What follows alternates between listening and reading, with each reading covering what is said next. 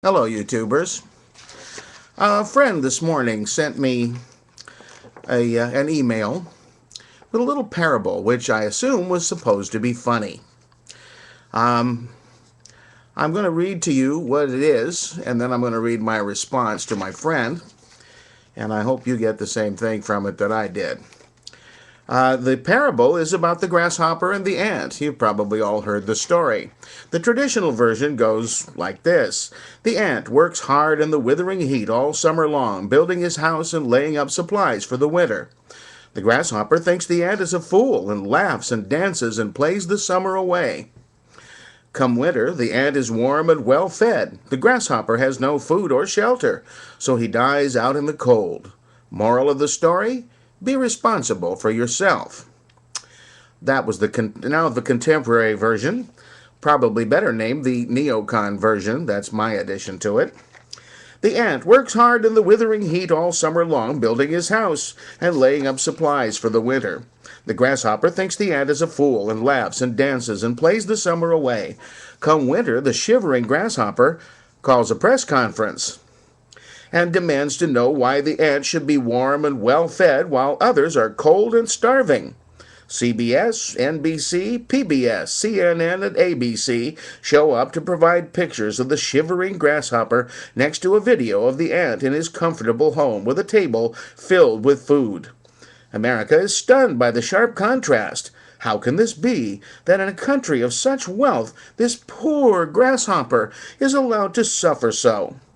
Kermit the Frog appears on Oprah with the grasshopper, and everybody cries when they sing, "It's not easy being green." Jesse Jackson and Barack Obama stage a demonstration in front of the ant's house, where the news stations film the group singing, "We shall overcome."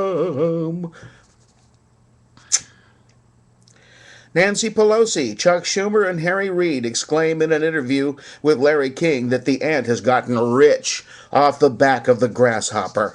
And both call for an immediate tax hike on the ant to make him pay his fair share.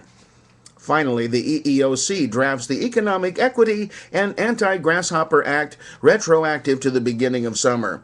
The ant is fined for failing to hire a proportionate number of green bugs and having nothing left to pay his retroactive taxes. His home is confiscated by the government.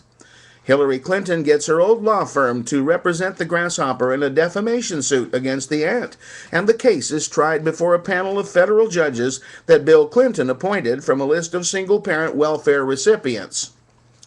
The ant loses the case. The story ends as we see the grasshopper finishing up the last bits of the ant's food while the government house he is in, which just happens to be the ant's old house, crumbles around him because he doesn't maintain it. The ant has disappeared in the snow. The grasshopper is found dead in a drug-related incident, and the house, now abandoned, is taken over by a gang of spiders who terrorize the once peaceful neighborhood.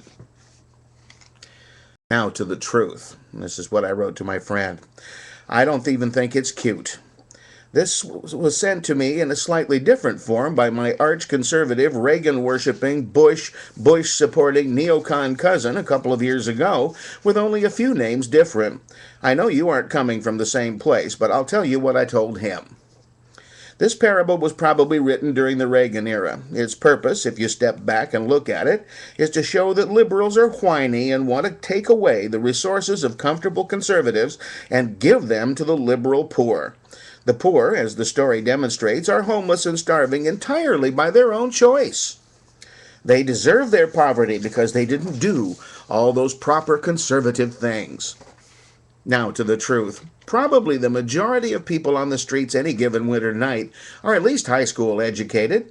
Most of them had houses and jobs and cars and even bank accounts before their jobs were sent overseas.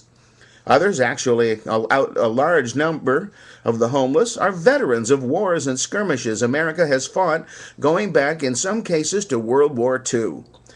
What they are suffering from PTSD and can't hold a job. But they get no help from the government that put them in harm's way in the first place. Many soldiers are routinely dismissed from service on general discharges related to their behavior problems while in the service, without addressing the cause of those problems or allowing for their treatment by the Veterans Administration. Then there are mothers with children on the street. Was that their own fault too? In 2003, children under the age of 18 accounted for 39% of the homeless population. 42% of these children were under the age of 5. That's from the National Law Center on Homelessness and Poverty, 2004. Google it. Of course, there really are some people on the street who were grasshoppers, more than happy to let welfare take care of them, but this unfunny little parable suggests that is where the nation's homeless come from in general. It just isn't true. And it just isn't funny.